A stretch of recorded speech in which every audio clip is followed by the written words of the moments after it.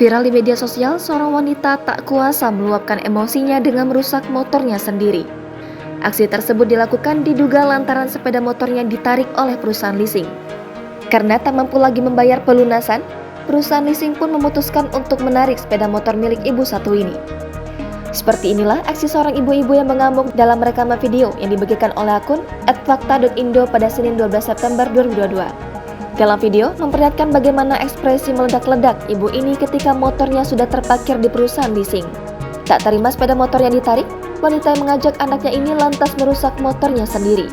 Terlihat ibu ini membawa batu besar lalu memukul bodi depan motor Beat merahnya, hingga plat motor kendaraannya terlepas. Aksi tersebut diulanginya berulang kali demi meluapkan emosinya. Tak berselang lama, terdengar seseorang yang menegur ibu tersebut.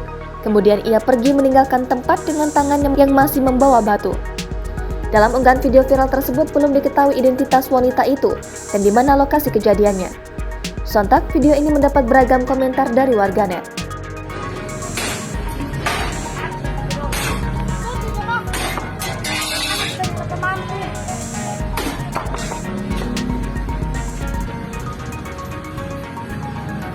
Sudahnya, Bu.